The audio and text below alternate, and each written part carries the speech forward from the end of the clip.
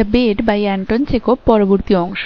তো দেখো, বেটের উপরে যথারীতি এটা আমার লাস্ট ক্লাস। এর আগে পুরো গল্পটি আমি 8টা ছোট ছোট পার্ট করে 8টা ক্লাসে পড়িয়েছি।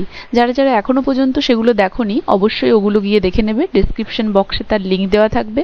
ওগুলো না দেখলে তুমি এই শেষেরটা বুঝতে পারবে না। তো দেখো, এখনো পর্যন্ত আমরা জানতে পেরেছি 15 বছর আগে যেই চ্যালেঞ্জটি ধরা হয়েছিল যে একটি মানুষের পক্ষে কোন শাস্তিটি বেশি উপযুক্ত, ক্যাপিটাল পানিশমেন্ট মৃত্যুদণ্ড নাকি লাইফ ইমপ্রিজনমেন্ট যাবজ্জীবন কারাদণ্ড, এর উপরে যে চ্যালেঞ্জ ধরা হয় সেই ইয়াং লয়ার এবং ওল্ড ব্যাংকারের দ্বারা, সেই চ্যালেঞ্জের 15 বছর প্রায় সমাপ্তির মুখে। কিন্তু সেই ওল্ড ব্যাংকার যে কিনা 2 মিলিয়ন রুবেল দেবে বলে ইয়াং লয়ারকে কথা দিয়েছিল, তার অবস্থা আগের থেকে অনেক খারাপ হয়ে যায়, তার কাছে পয়সা কড়ি সব শেষ হয়ে আসে। তাই সে এই চ্যালেঞ্জ শেষের মুহূর্তে ইয়াং লয়ারকে টাকা দিতে অনিচ্ছুক হয়। অতএব সে প্ল্যান করে সেই ইয়াং লয়ারকে মেরে ফেলবে বা হত্যা করবে। তাই সে তার রুমে গিয়ে উপস্থিত হয়। কিন্তু রুমে উপস্থিত হয়ে তাকে হত্যা করার আগে সে সেই রুমে তার জন্য লেখা একটি চিঠি পায়। সেই চিঠিটি ইয়াং লয়ার সেই ওল্ড ব্যাংকারের উদ্দেশ্যে লিখেছিল। সেই চিঠিতে সে কিভাবে এই 15 বছর কাটিয়েছে এবং কি কি অর্জন করেছে সেই সব কিছু যা যা সে মেনশন করেছিল আমরা এর আগের ক্লাসে পড়েছি। আজ দেখো, and I despise your books, despise all worldly blessings and wisdom. তো এখানে আমরা দেখছি সেই ইয়াং লয়ার এগুলো সেই চিঠিতে সেই ওল্ড ব্যাংকারকে বলছে। কি বলছে? And I despise your books, ডেসপাইজ মানে তুচ্ছ করা। তো বলছে and I despise your books, এবং আমি আপনার বইগুলোকে তুচ্ছ করি। ডেসপাইজ অল ওয়ার্ল্ডলি ব্লেসিং, সমস্ত এই পার্থিব যে আশীর্বাদ সব কিছুকে, অ্যান্ড উইজডম এবং সমস্ত জ্ঞানকে আমি তুচ্ছ করি। Everything is void, frail, visionary and delusive as a mirage. Everything সব কিছুই ভয়েড, ভয়েড মানে অকাজের জিনিস।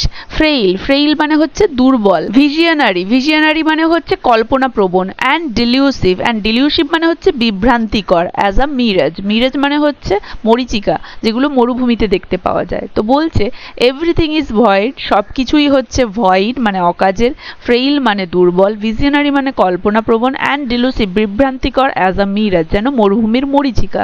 মানে এই পৃথিবীর সমস্ত আশীর্বাদ, সমস্ত জ্ঞান, এই বই সব কিছুকে আমি তুচ্ছ করি, কারণ এগুলো সব কিছুই যেন মরিচিকার মতো। Though you be proud and wise and beautiful, though you be proud যদিও আপনি গর্বিত, জ্ঞানী এবং সুন্দর, yet will death wipe you from the face of the earth like the mice underground. তবুও বা তথাপি মৃত্যু আপনাকে এই পৃথিবী থেকে মুছে দেবে যেমন করে মাইস আন্ডারগ্রাউন্ড, মানে মাটির নিচে ইঁদুর যেমন অনেক কাজে লাগে, মাটি খুঁড়ে সে মাটিকে উর্বর করে, তবুও তাকে একসময় মৃত্যুবরণ করতে হয়। তো আপনি যত কাজেই লাগুন না কেন, আপনি যত গর্বিতই হন, যত জ্ঞানী হন, যত সুন্দরী হন না কেন, মৃত্যু কিন্তু এই পৃথিবী থেকে আপনাকে মুছে দেবেই।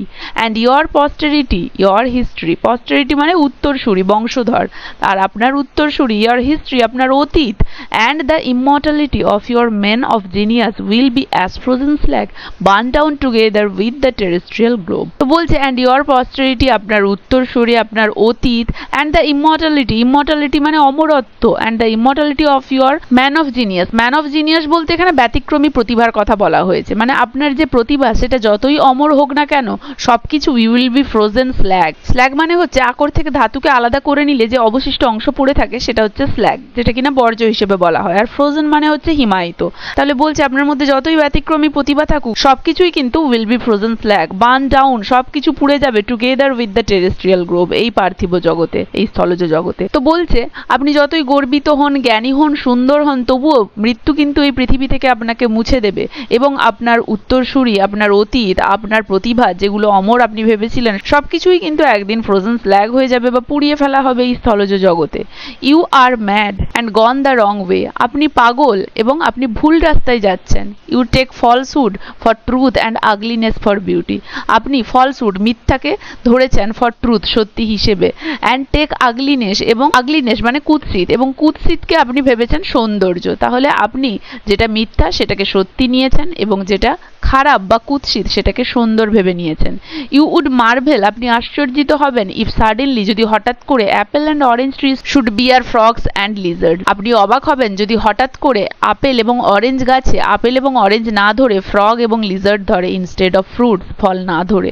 And if roses should begin to breathe the odour of a sweating horse, এবং যদি গোলাপের থেকে সুঘ্রাণ না বেরিয়ে সোয়েটিং হর্স, সোয়েটিং মানে ঘাম, হর্স মানে জানো, সোয়েটিং হর্স, সোয়েটিং মানে ঘাম, হর্স মানে তো জানো, তাহলে এখানে বলা হয়েছে যদি রোজের থেকে সুগন্ধ না বেরিয়ে দুর্গন্ধ বেরোয় তাহলে আপনি অবাক হবেন।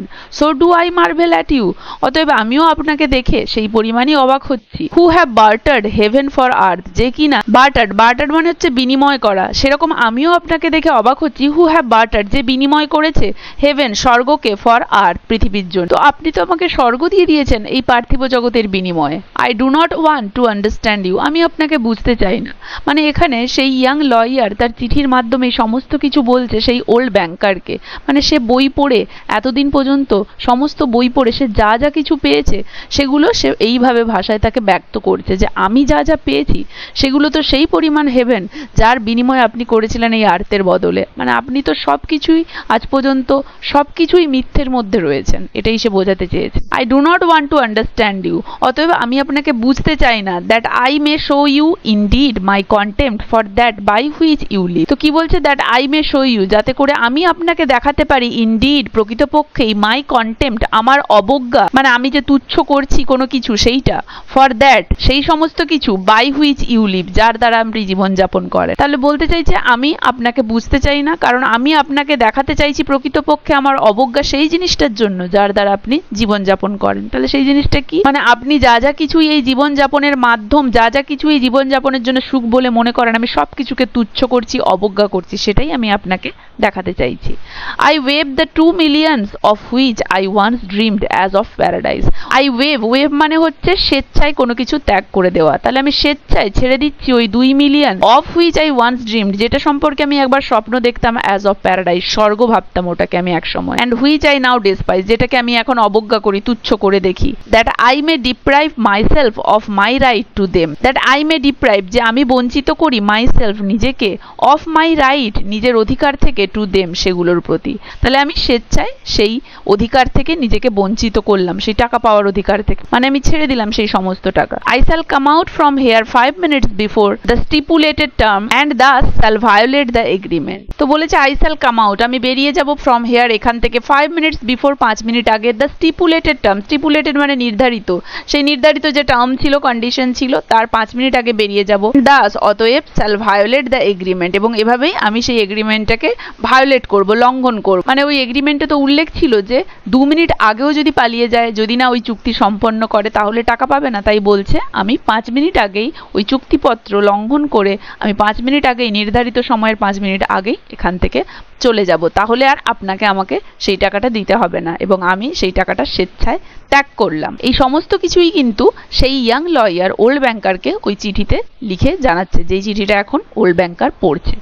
When he had read, যখন তার পড়া শেষ হলো, the banker put the sheet on the table, সে ওই কাগজটা আবার টেবিলে রেখে দিল।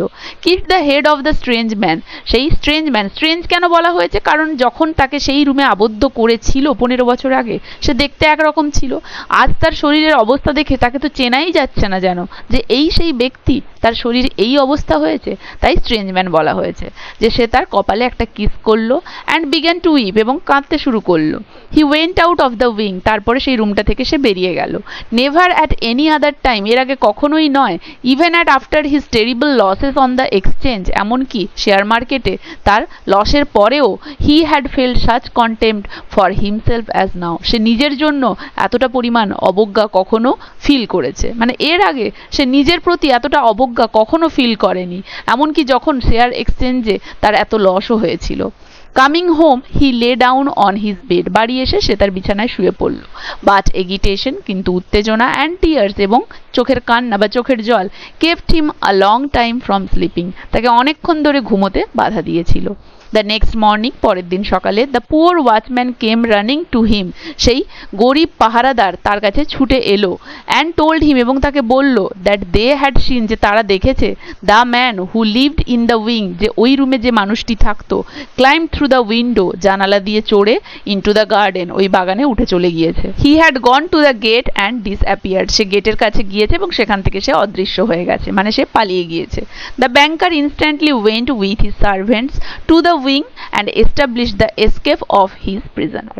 অতএব সেই ব্যাংকার তখন তার চাকর বাকরদের সাথে সেই রুমের কাছে গেল অ্যান্ড এস্টাবলিশ দ্য এসকেপ, এবং সেই যে প্রিজনার পালিয়ে গেছে সেটা নিশ্চিত করলো। To avoid unnecessary rumours he took the paper with the renunciation from the table and on his return locked it in his safe. তাহলে বলছে টু অ্যাভয়েড আননেসেসারি রিউমার্স, অপ্রয়োজনীয় গুজব এড়াতে হি টুক দ্য পেপার, সে সেই কাগজটি নিয়ে নিল। কোন কাগজটি? সেই চিঠিটি, যেটি আগের দিনে সে পড়েছিল, যেটিতে উল্লেখ ছিল যে স্বেচ্ছায় ওই ইয়াং লয়ার ওই 2 মিলিয়ন ছেড়ে দিচ্ছে। উইথ দ্য রিমানসিয়েশন, রিমানসিয়েশন মানে হচ্ছে আত্মত্যাগ। আত্মত্যাগ কেন বলেছে? কারণ স্বেচ্ছায় যেহেতু ওই ইয়াং লয়ার 2 মিলিয়ন ছেড়ে দেওয়ার কথাটা ওই চিঠিতে উল্লেখ করেছে, তাই তার স্বেচ্ছায় ত্যাগ করা, তাই এটাকে আত্মত্যাগ বলছে।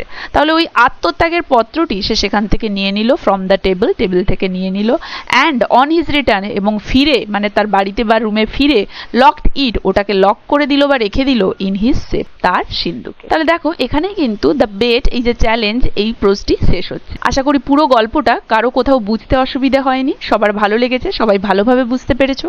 কারো কোনো জিজ্ঞাসা থাকলে অবশ্যই কমেন্ট করে জানাবে। ভিডিওগুলো ভালো লাগলে অবশ্যই লাইক আর শেয়ার করে দেবে। আর যারা যারা আমার চ্যানেলটা সাবস্ক্রাইব করনি, কাইন্ডলি আমার চ্যানেলটা সাবস্ক্রাইব করে দেবে। দেখা হচ্ছে এর পরের ভিডিওতে নতুন আরেকটা টপিক নিয়ে।